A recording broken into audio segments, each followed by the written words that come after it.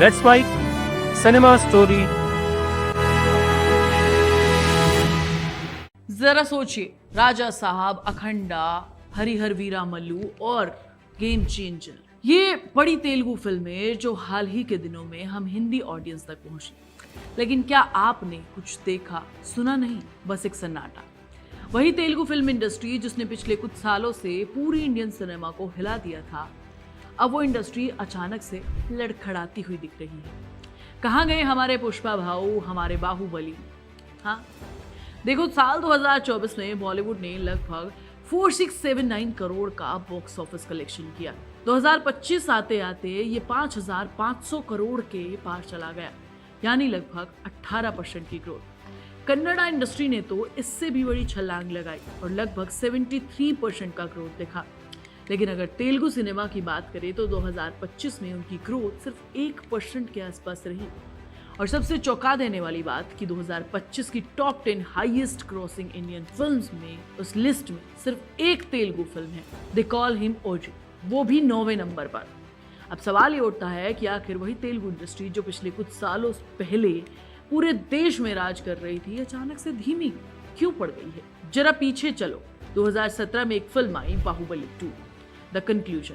इसके डायरेक्टर थे एस राजामौली। इस फिल्म ने सिर्फ रिकॉर्ड नहीं तोड़े, बल्कि इंडियन सिनेमा की पावर स्ट्रक्चर को ही बदल दिया। पहली बार ऐसा लगा कि साउथ की कोई इंडस्ट्री बॉलीवुड के बराबर खड़ी हो रही है। फिर 2021 जब कोविड के बाद थिएटर खुले और बॉलीवुड की हालत खराब थी, उस साल बॉलीवुड का कुल बॉक्स ऑफिस कलेक्शन 700 करोड़ के आसपास था, तमिल इंडस्ट्री लगभग 600 करोड़ के आसपास, लेकिन वहीं तेलुगु इंडस्ट्री 1100 करोड़ के आसपास का बॉक्स ऑफिस कलेक्शन करती है। और इसमें सिर्फ सबसे बड़ा योगदान था पुष्पा का। अल्लू अर्जुन की इस फिल्म ने 350 करोड़ का कलेक्शन किया और पूरे देश में क्रेज बना दिया। पुष्पा भाव झुकेगा नहीं। फिर 2022 में RRR आती है और लगभग 1300 करोड़ का कलेक्शन करती है। सबसे बड़ी भारतीय फिल्म भी बन जाती है और बॉक्स ऑफिस ही नहीं बल्कि फिल्म का गाना नाटू नाटू ऑस्कर जीतकर भी आ जाता है। उस वक्त ऐसा लग रहा था कि तेलुगु सिनेमा अब रुकने वाला नहीं है। 2024 तक ये सब कुछ शानदार चल रहा था। कल की 2898 एडी जैसी बड़ी फिल्मों ने बॉक्स ऑफिस पर 1000 करोड़ के आसपास का कलेक्शन किया। वही हनुमान जैसी कम बजट वाली फिल्मों ने 300 करोड़ के आसपास का कलेक्शन किया। लेकिन फिर 2025 आया और अचानक कहानी बदल गई। अब सवाल यह आता है कि आखिर ऐसा क्या हुआ कि तेलुगु सिनेमा की रफ्तार धीमी पड़ गई है?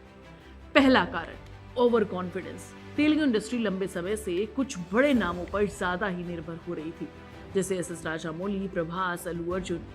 इतिहास देखिए तो एक पैटर्न साफ दिखाई देता है। 2015 में बाहुबली इंडस्ट्री को डोमिनेट करती है, 2017 में बाहुबली 2 आती है और फिर से डोमिनेशन लेकर आती है, 2022 में RRR आती है और फिर से डोमिनेट करती है। ये सब एक पैटर्न में तुम्हें साफ नजर आएगा।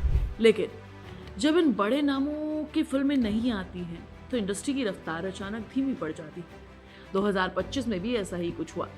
उस साल ना एस राजामौली की फिल्म आई, ना प्रभास की बड़ी रिलीज हुई और ना ही अल्लू अर्जुन की कोई नई फिल्म। इसका सीधे असर हुआ बॉक्स ऑफिस पर।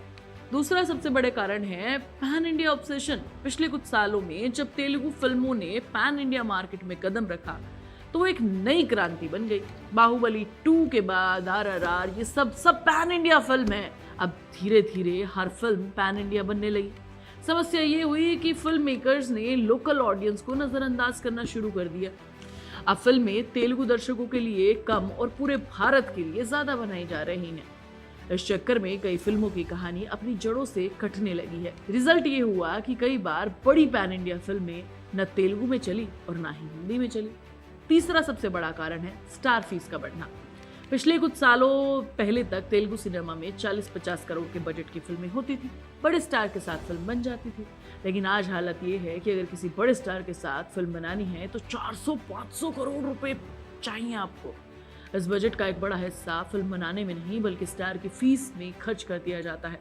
इसका सीधा असर फिल्म की क्वालिटी पर पड़ता है। कई बार ऐसा भी होता है कि फिल्म का पोस्टर 500 या 600 करोड़ का ग्रॉस प्रॉफिट कलेक्शन दिखाता है, लेकिन असल में प्रोड्यूसर को उसका सिर्फ 25 या 30% ही हिस्सा मिलता है। यानी फिल्म भले ही हिट दिख रही हो लेकिन प्रोड्यूसर को नुकसान हो जाता है। और यही वजह है कि कई तेलुगु प्रोड्यूसर्स ने पिछले कुछ सालों में अधिक मुश्किलों का सामना किया है। हालांकि इस इंडस्ट्री की एक अच्छी बात है कि जब फिल्म फ्लॉप होती है तो कई बड़े स्टार्स प्रोड्यूसर्स की मदद भी करते हैं। जैसे प्रभास ने राधेश्याम के फ्लॉप होने के बाद प्रोड्यूसर्स की लगभग 50 करोड़ रुपए वापस कर दिए थे। इसी तरह चिरंजीवी ने आचार्य के बाद अपनी फिल्म का एक बड़ा हिस्सा वापस लौटा दिया था। यानी समस्याएं जरूर है, लेकिन इंडस्ट्री के अंदर के सहयोग की वजह से सब कुछ मजबूत हो रहा है। अब सवाल ये है कि भविष्य क्या है। कई बड़े प्रोजेक्ट्स आने वाले हैं, आने वाले सालों में फिल्में रिलीज होने वाली हैं। जैसे स्पिरिट संदीप रेड्डी बांगा बना रहे हैं, इसमें प्रभास मुख्य रूप से भूमिका में दिखेंगे। इसी तरीके से एस राजामौली अपनी फिल्म भी लेकर आने वाले हैं महेश बाबू और प्रियंका चोपड़ा के साथ। अगर ये प्रोजेक्ट सफल होते हैं तो तेलुगु सिनेमा एक बार फिर से उसी ऊंचाई पर पहुंच सकता है जहां पिछले कुछ सालों में था। लेकिन असली जिम्मेदारी सिर्फ बड़े स्टार्स की नहीं, अब इंडस्ट्री को संभालने की जिम्मेदारी नए सितारों पर भी है। जैसे नैनी और विजय देवरकोंडा जैसे स्टार्स भी इस लिस्ट में हैं, जो तेलुगु सिनेमा को अच्छी फिल्में दे रहे हैं और एक सुरक्षित भविष्य भी। क्योंकि इतिहास यही बताता है कि सिनेमा की असली ताकत सिर्फ बड़े स्टार्स में नहीं, बल्कि अच्छी फिल्मों, अच्छी कहानियों में होती है।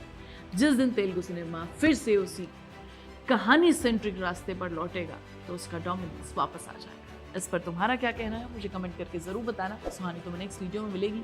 तब तक तुम चैनल को सब्सक्राइब कर लेना, वीडियो को लाइक और शेयर करना और प्लीज बेल आइकन दबाना मत भूलना। आप सुन रहे थे let's mic more than radio. Follow कीजिए हमें हमारे सोशल मीडिया प्लेटफॉर्म्स पर। It's time for news. It's time for more than radio. Presenting the first radio news app, Let's Mic.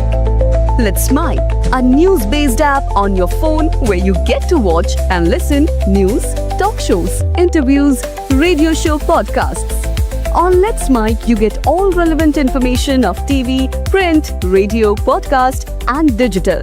Let's Mic talks about every segment of life.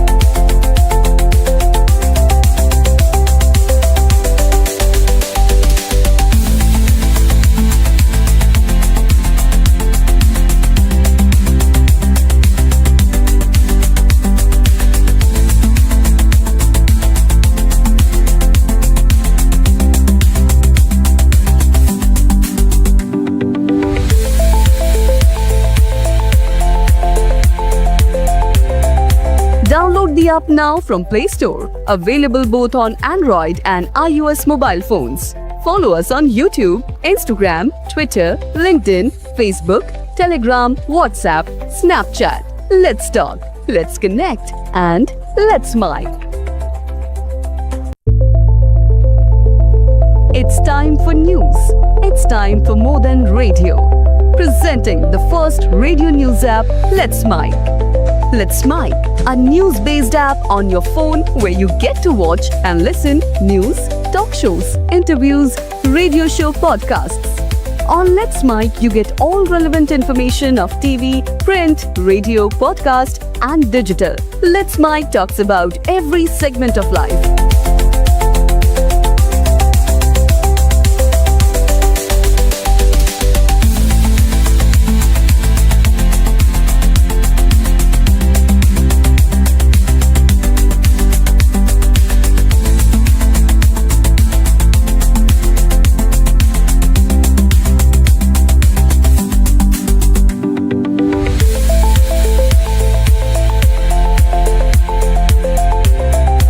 Download the app now from Play Store. Available both on Android and iOS mobile phones.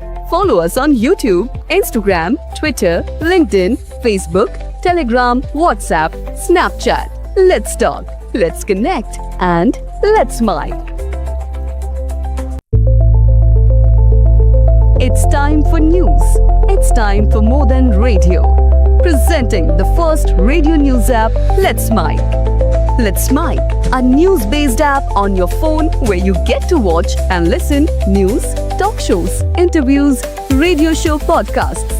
On Let's Mic, you get all relevant information of TV, print, radio, podcast, and digital. Let's Mic talks about every segment of life.